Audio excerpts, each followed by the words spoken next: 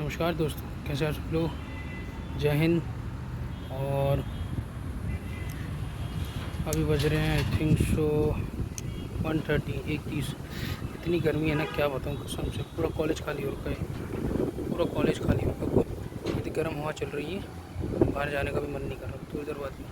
तो सोचा तो मैंने सोचा क्यों ना एक टॉपिक पे आप लोगों को थोड़ी सी नसीहत दी जाए। जैसे मैं देख रहा हूँ कि ट्विटर पे पोस्ट, इंस्टाग्राम पे स्टोरीज डल रहे हैं। All eyes on Rafah. All eyes on Rafah. आपको पता भी है राफा कहाँ पे है? कुछ लोगों को तो ये भी नहीं पता कि राफा है कहाँ पे। और कुछ लोगों को मैं अगर ये मैप पे अगर लोकेट करने के लिए बता दूँ कि इसराइल कहाँ पे है, इनको ये भी नहीं पता। देखो, सिंपल सीधी सी बात है। इसराइल गाज़ा वॉर ये जो है, ये कब से शुरू हुआ है ये कई सारे लोगों को नहीं पता। लेकिन आपको ये जो लड़ाई थी इसराइल गाज़ा वॉर, ये शुरू हुई 7 अक्टूबर 2023 को, जब हमास ने इसराइल पे अटैक किया था। अब हमास कौन है लोगों को ये भी नहीं पता। जो लोग पोस्ट डाल रहे हैं इनको ये भी नहीं पता कि हमास, हूती, फिर एक और है हिजबुल्ला। इनको ये भी नहीं पता। 7 अक्टूबर से टिल डेट मैं सब देख रहा हूँ कि क्या हो रहा है क्या नहीं हो रहा है। ठीक है, राफा में जो बमबारी है वो तो अभी रिसेंटली शुरू हुई है। रिसेंटली मतलब कितने दिन हुए होंगे, इसको भी हो गए होंगे 1 महीने के करीब हो चुके होंगे। लेकिन तब भी लोगों के पोस्ट नहीं आए। राफा में 1 महीने से बमबारी चल रही है, लेकिन तब भी लोगों के पोस्ट नहीं आए। ये अचानक बीच में क्यों हुआ, मैं आपको बताता हूँ। हमारे देश में जो सेलिब्रिटीज़ हैं ना, बॉलीवुड, सो कॉल बॉलीवुड सेलिब्रिटीज़, इसमें से आधे से कुछ सेलिब्रिटीज़ की बात कर रहा हूँ मैं, सारे बॉलीवुड की बात नहीं कर रहा। इन लोगों को क्या लगता है कि ये कुछ भी बोलेंगे और चलता रहेगा चलता रहेगा। एक बात ध्यान से सुनो, ये जो बॉलीवुड सेलिब्रिटीज़ जो पोस्ट डाल रहे हैं ना, all eyes on Rafah, all eyes on Rafah, मैं आपको एक चीज़ बताता हूँ, इनको पैसे मिले, गारंटी के साथ बता दूँ, इनको पैसे दिए गए हैं ये पोस्ट डलवाने के लिए कि ऑल आइज ऑन राफा। कितने दिए होंगे? 8 करोड़, 7 करोड़, इतनी 5 6 7 8 करोड़ इतने दिए, गारंटी से बता रहा हूँ इतने दिए। इसलिए इन लोगों को तो पैसे मिल गए। आपको क्या मिला पोस्ट डाल के? गाज़ा में ह्यूमन राइट्स की वायलेशन हो रही है, जब हमास ने इसराइल पे अटैक किया था 7 अक्टूबर 2023 पे तेल अवीव। अब मैं कहीं से पूछूंगा कि इसराइल का कैपिटल क्या है, ये भी नहीं पता लोगों को, लेकिन पोस्ट ज़रूर डालना है। क्यों? क्योंकि सेलिब्रिटीज़ पोस्ट डाल रहे हैं। तेल अवीव इसराइल की कैपिटल, फाइनेंशियल कैपिटल है। जैसे इंडिया की मुंबई है, ठीक वैसी तेल अवीव है। अब मेरी आप बात सुनो। तो तेल अवीव पे अटैक किया जाता है। आई थिंक अराउंड 100 रॉकेट या फिर 200 रॉकेट ऐसे ही मारे थे रात को आई थिंक 9 बज रहे थे तब, 9 साढ़े 9 ऐसे ही कुछ। ठीक है, तो बम्बार्डमेंट हुई। उसके बाद इसराइल ने तुरंत आयरन डोम जो लगा रहता है उनका एयर डिफेंस सिस्टम, उन्होंने मैक्सिमम रॉकेट को इंटरसेप्ट किए। अब मैं पूछूंगा इंटरसेप्ट क्या होता है? एक तो ये हवा चल रही, बाल उड़ रहे हैं मेरे। इंटरसेप्ट दोस्तों मैं बताता हूँ इंटरसेप्ट क्या होता है। ये आपका आयरन डोम है, ठीक है। कि फ़ोन पकड़ा नहीं इसलिए मैं आपको इतना बोल कर नहीं, एक हाथ से कर लूँगा। ये आपका आयरन डोम है, ठीक है। और ये है आपके रॉकेट्स, ये आ रहे हैं यहाँ से आपके रॉकेट्स। अब आयरन डोम में जो एयर डिफेंस सिस्टम के जो रॉकेट्स लगे रहते हैं वो ऐसे बाहर निकले, और जो रॉकेट्स ऐसे आ रहे हैं उनको मारा। तो 90 to 99% जो रॉकेट अटैक्स थे आयरन डोम ने मतलब सक्सेसफुली उनको इंटरसेप्ट कर दिया। इक्का दुक्का इधर उधर गिरे। इसके बाद जो अगला दिन था, तब से लेके आज तक till date, and I think in continuing in the years, further years, ये वॉर और भयानक हुई।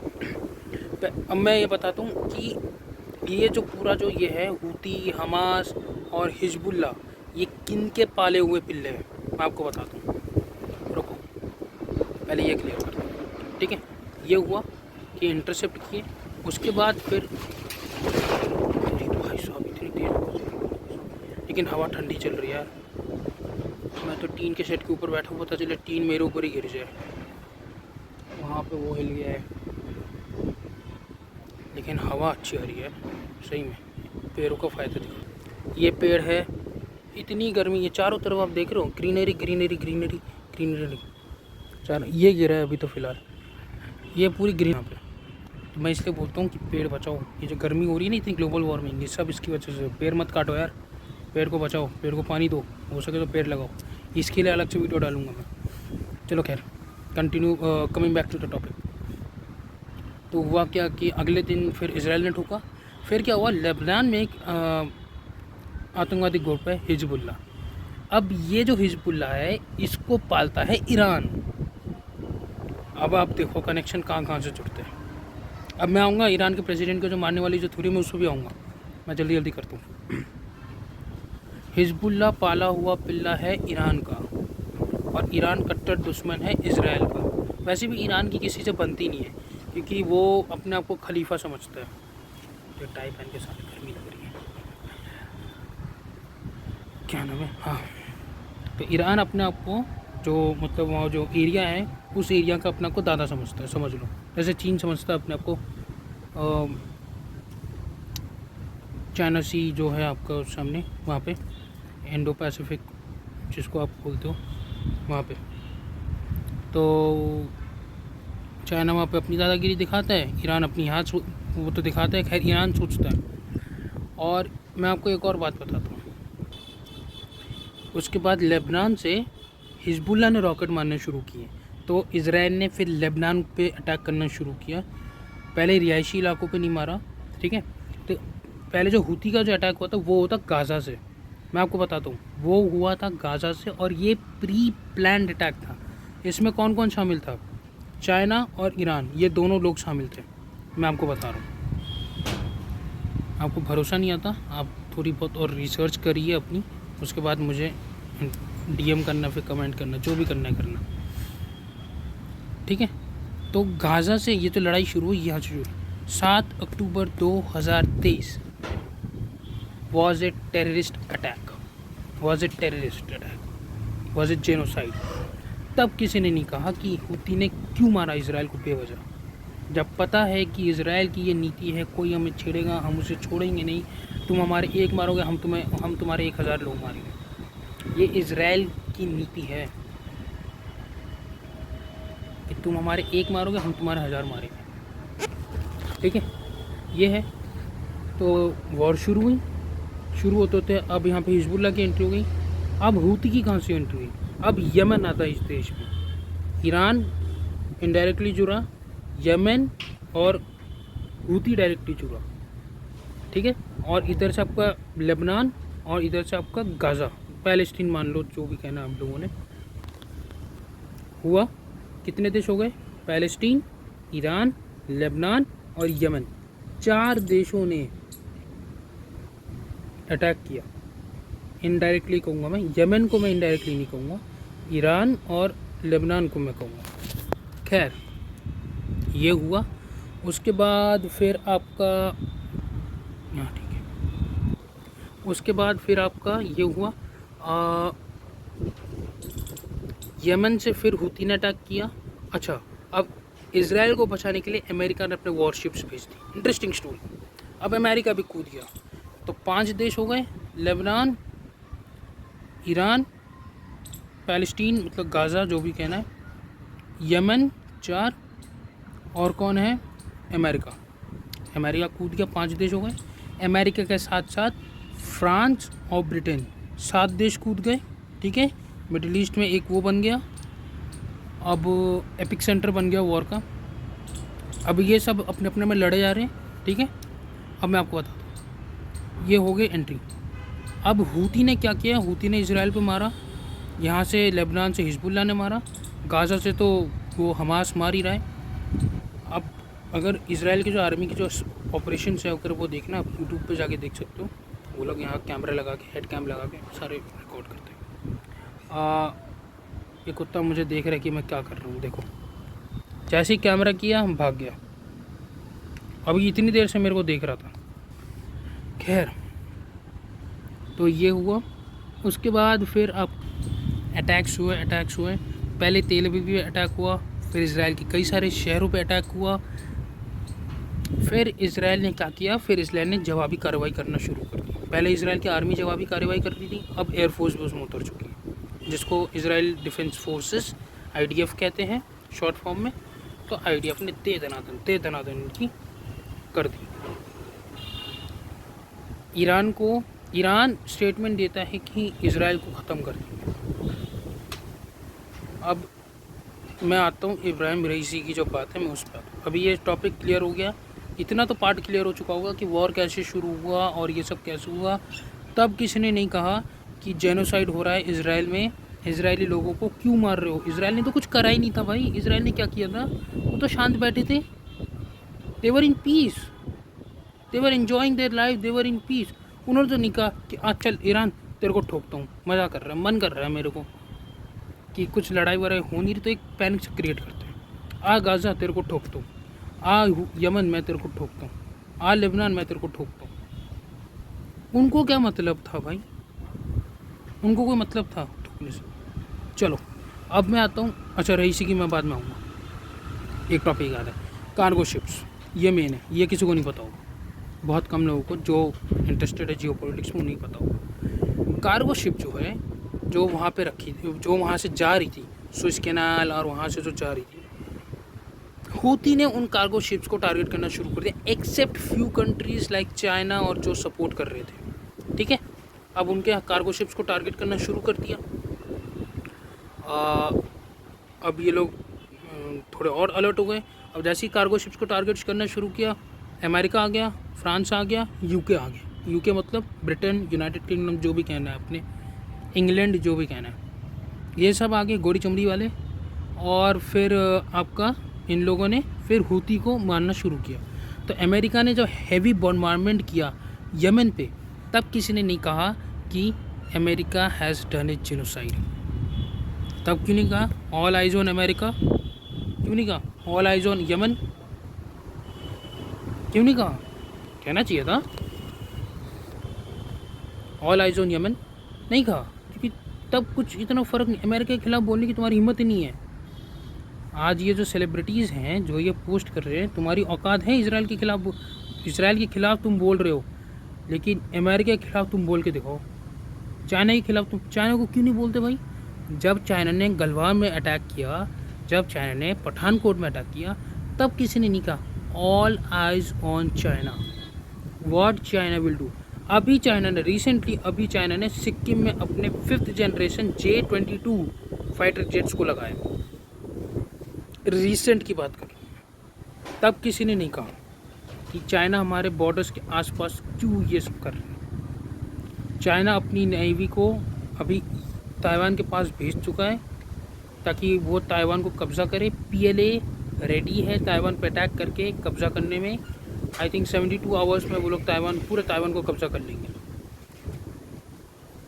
72 आवर्स में पूरे ताइवान को कब्ज़ा कर लेंगे। शी जिनपिंग, ताइवान के जो चाइना के जो प्रेसिडेंट हैं, उनके स्ट्रिक्ट ऑर्डर्स हैं कि 72 आवर्स, विद इन 72 आवर्स पूरे ताइवान पर कब्ज़ा करो। तब तो किसी ने नहीं कहा कि चाइना ताइवान के लोगों की ह्यूमन राइट वायलेशन करने वाला है। तब क्यों नहीं कहा। औकात है तुम्हारे में कि नॉर्थ कोरिया में जो हो रहा है, कि नॉर्थ कोरिया के जो प्रेसिडेंट है किम जोंग उन, बर्गर कहता हूँ मैं उसको, हिम्मत है तुम्हारी ये कहे कि all eyes on Kim Jong Un. वो क्या कर रहे हैं अपने देश में, नहीं बोल सकते। तुम्हें बोलना होता है भारत के खिलाफ, तुम्हें बोलना होता है इजराइल के खिलाफ, मतलब जितने भी ओपन देश है तुम उन लोगों के खिलाफ बोलना होता है।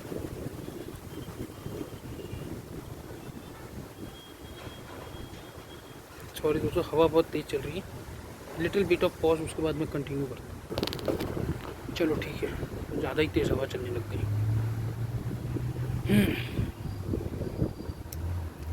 ठीक है, तो ये है। उसके बाद हम आगे जाते हैं, अब हम आगे जाते हैं अब मैं आपको बताता हूँ गाज़ा में क्या कर रखा है हूती ने। आप सुनोगे ना आपके दिमाग के होश उड़ जाएंगे क्या कर रखा है हूती ने। हूती ने पूरे गाज़ा में ज़मीन के नीचे अंडरग्राउंड जो टनल्स होते हैं ये बना रखे हैं। Be it a hospital, be it a school, be it a governmental administrative building, हर जगह उन लोगों ने अपने टनल्स बना रखे हैं। इसको बोलते हैं टनल नेटवर्क। ये आपको देखो ये ज़मीन है, इसके नीचे मैंने खोद के पूरे कॉलेज के नीचे मैंने टनल्स बिछा रखी है। मैं एग्जाम्पल है, मैंने ऐसा करा नहीं है, ठीक है ना। तो कॉलेज वालों कोई भी देख रहे हो ऐसा वो मत करना, it's just for an example purpose. तो ये पूरे मैंने यहाँ से टनल बिछा रखे हैं। सेम हूती ने किया है, उन्होंने ऐसी ही टनल बिछा दी। अब इजराइल डिफेंस फोर्सेस उन टनल्स में जा के वो कर रही। कई हॉस्पिटल के नीचे टनल है, तो आप हॉस्पिटल में जो लोग हैं उनको तो मार नहीं सकते, ऑब्वियसली वो तो ह्यूमन जेनोसाइड में आ जाएगा और फिर प्रॉब्लम क्रिएट हो जाएगी। तो वो लोग क्या कर रहे हैं, वो लोग टनल हॉस्पिटल में जा रहे हैं, पहले लोगों को बाहर निकाल रहे हैं, फिर उनको मार रहे हैं।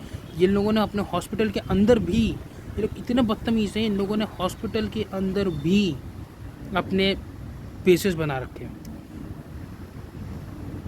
हॉस्पिटल के अंदर इनका क्या काम है भाई, हूती का क्या काम है हॉस्पिटल के अंदर, क्या काम है गवर्नमेंटल एडमिनिस्ट्रेटिव बिल्डिंग के अंदर और बिल्डिंग के नीचे, अंदर भी नीचे भी क्या काम है। बच्चों के स्कूल में बाकायदा ऐसे कैनन रखे हुए हैं कि सामने से कोई आए तो मैं मार सकूं। क्या था भाई, क्यों ज़रूरत थी ये,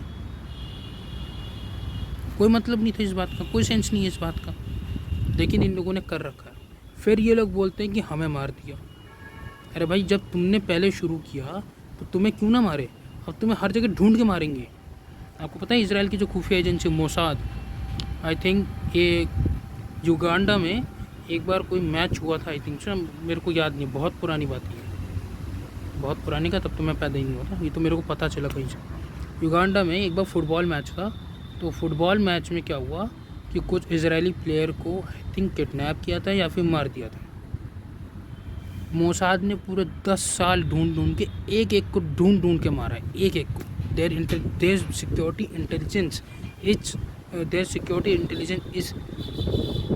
सच, they do their work with such perfectness,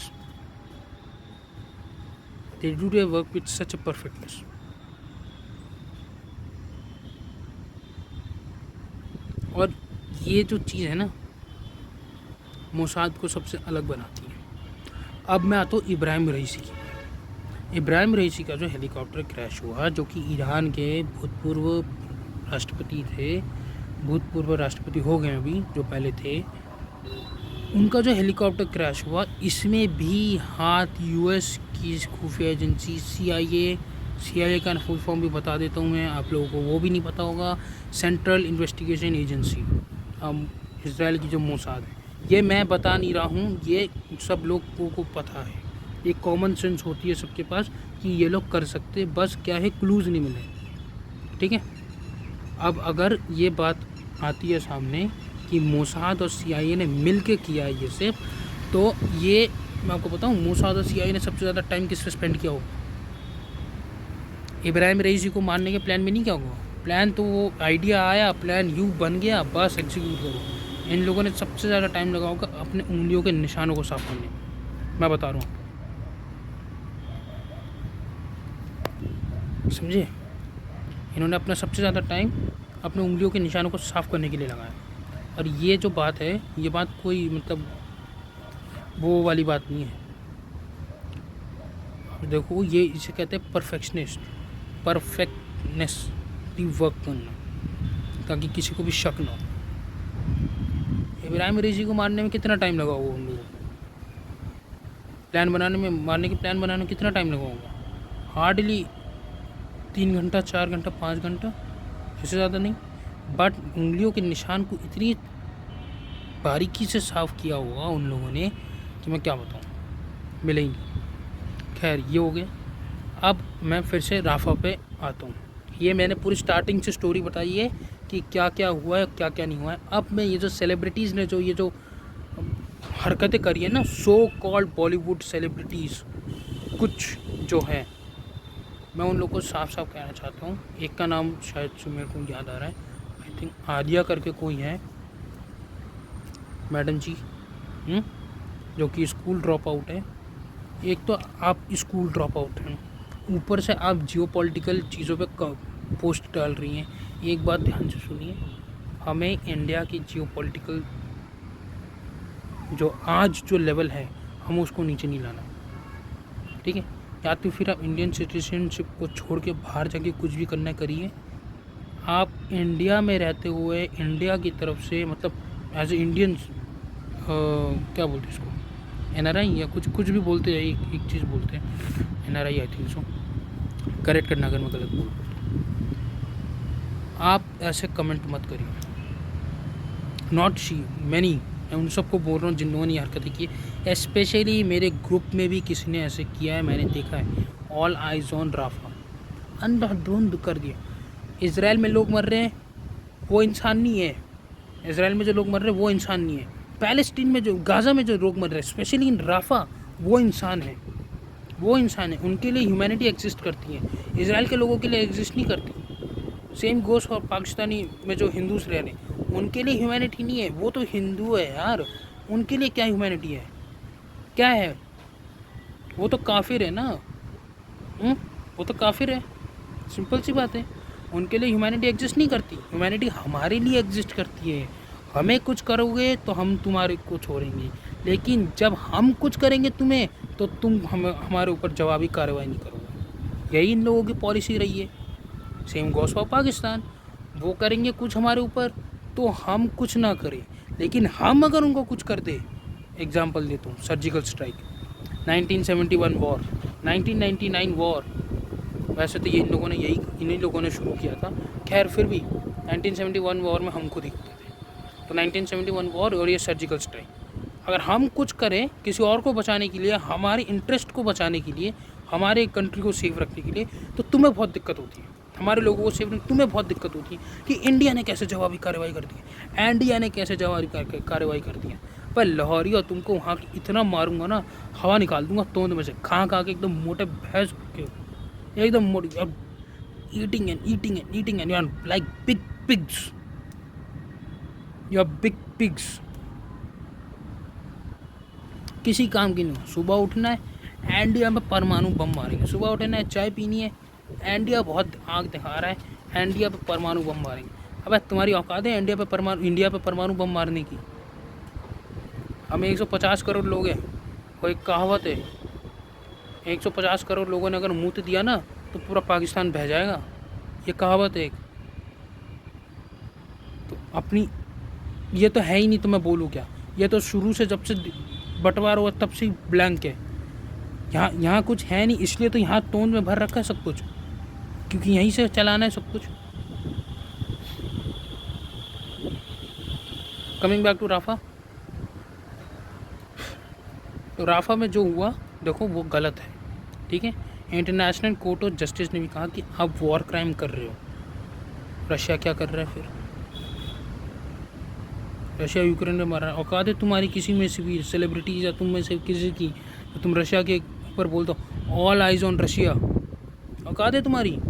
तुम कर भी नहीं सकते। अब कुछ बदतमीज़ होंगे जो करेंगे। 1971 वॉर में अगर रशिया नहीं आता ना हमें बचाने, तो ना मैं होता ना तुम होते आज। ये बात ध्यान से सुन के रखना। अमेरिका तक, मैं नाम बताता हूँ 1971 वॉर में कौन कौन हमारे खिलाफ आया हुआ। पाकिस्तान ऑब्वियसली, श्रीलंका क्योंकि उसने पोर्ट दिया तेल वेल भरवाने के लिए, इंडोनेशिया, और बताता हूँ मैं ईरान। इंटरेस्टिंग थिंग, जिस ईरान के ऊपर अभी चर्चे और ये जो चर्चे और इंडिया का फ्लैग हाफ डाउन रखा गया एक दिन में ईरान के प्रेसिडेंट के, उस बिहाफ पे मैं बता रहा हूँ, ठीक है। ईरान, यूनाइटेड किंगडम, फ्रांस जिससे अभी राफेल लिया है, फ्रांस, USA, और बताओ कनाडा, और बोलो। ये जितने लोग जाते हैं ना कनाडा, स्पेशली पंजाबी, मैं मना नहीं कर रहा, लेकिन यहाँ थोड़ा सा एक चीज़ याद रखना कि इन लोगों ने US जाते हो, कनाडा जाते हो, इन लोगों ने किस तरीके से हम इंडियंस को ट्रीट किया है, ये भूलने वाली चीज़ नहीं है, स्पेशली यूके एंड फ्रांस, मत भूलना, ठीक है। तो ये 1971 की वॉर की बात हो गई, और ये हो गया आप तुम्हारा सर्जिकल स्ट्राइक। तो हम कुछ करें तो तुम्हारे लिए वो दिक्कत होता है, और तुम कुछ करो तो वो सब ठीक होता है। सेलिब्रिटीज़, मैं तमीज़ से बात करूँगा, रेस्पेक्टेड सेलिब्रिटीज़, ऐसे तो रेस्पेक्ट बनती नहीं है आप लोगों के लिए, लेकिन फिर भी ऐसी गलती दोबारा मत करिएगा, क्योंकि इससे इंडिया के जो इंटरेस्ट होते हैं ना, जियो पॉलिटिकल इंटरेस्ट, वो खतरे में आ सकता है, ठीक है। कई सारे लोग बोले कैसे, अब मैं बताऊँ, इंडिया के लोगों का इसराइल के खिलाफ वो करेंगे। Israel is a very big defensive partner of India.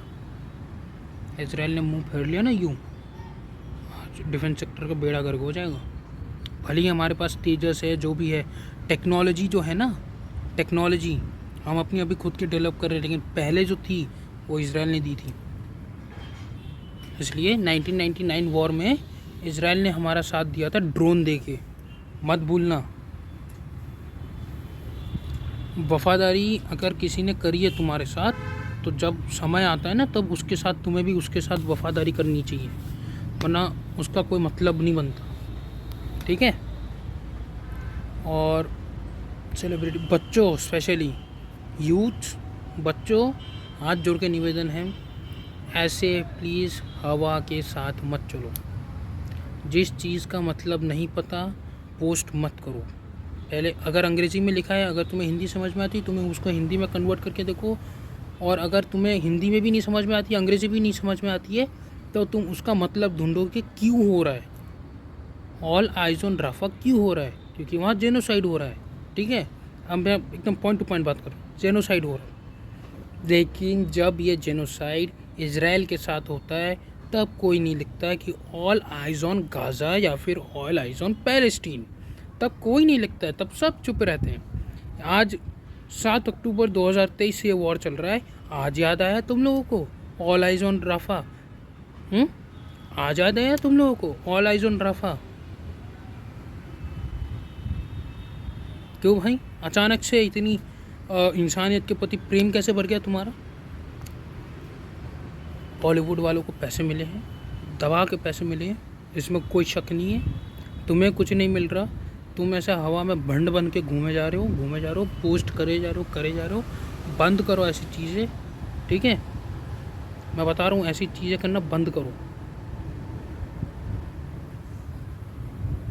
वरना तुम्हारे अकाउंट्स बंद करने में मेरे को समय नहीं लगेंगे। ऐसी चीज़ें ना, हरकतें करना बंद करो। जब किसी चीज़ का मतलब नहीं पता, उसको मत फॉरवर्ड करो, इससे एक गलत मैसेज जाता है।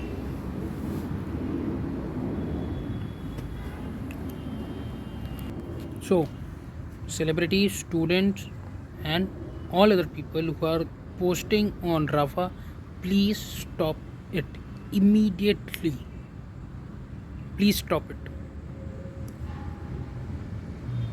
मैं बोल रहा हूँ, मैं बहुत प्यार से बोल रहा हूँ अभी, प्लीज़ स्टॉप इट। फिर बाद में कोई और बोलेगा और वो बदतमीज़ी से बोलेगा, और फिर वो ठोकेगा, सीधा वो ठोकेगा। अभी ये एक लिमिट के बाहर जा रहा है। यहाँ से न्यू दिल्ली से राफा कितना दूर है? I think something around 4350 kilometre, something इतना ही है, इससे ज़्यादा नहीं होना चाहिए। या तो 4000 किलोमीटर, अप्रॉक्स 4000 तो है ही है। मैंने कैसे जोड़ दिया 350 किलोमीटर्स, आप लोग जाके देख लेना।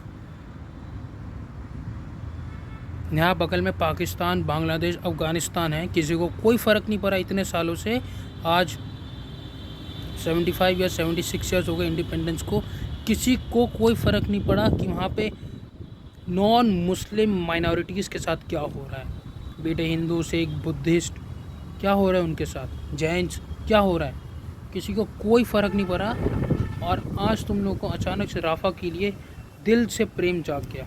दिल से प्रेम तो जागा नहीं है, पैसों से प्रेम जागा, सब समझ में आता है। पैसा फेंको, तमाशा देखो, यही तो है आजकल की दुनिया।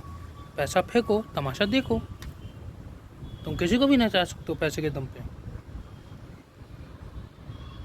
अब बॉलीवुड सेलिब्रिटीज़ ने यही प्रूव किया है, तुम हमारे मुंह पे पैसा फेंको, तुम हमें गाली क्यों ना बको, हम तुम्हारे लिए काम करेंगे। So please understand and then comment, ऐसे ही देन पोस्ट और कमेंट ऑल्सो। ऐसे ही हवा के साथ मत बहो। भीड़ कहीं एक तरह जा रही है, सारी भीड़ अगर खाई में कूदने के लिए जा रही है, या सारी भीड़ सपोज करो वॉल्केनो में, समंदर में कूदने के लिए जा रही है, पानी में डूबने के लिए जा रही, तुम भी मत जाओ। तुम्हें तो अक्ल है भाई, यहाँ खाली तो नहीं है, यहाँ खाली तो नहीं है, तो फिर प्लीज़ मत करो यार ऐसा, हाथ जोड़ कर विनती है। इससे नेशनल इंटरेस्ट और नेशनल इंटरेस्ट नहीं, जियोपॉलिटिकल इंटरेस्ट पे बहुत बड़ा इम्पैक्ट पड़ता है।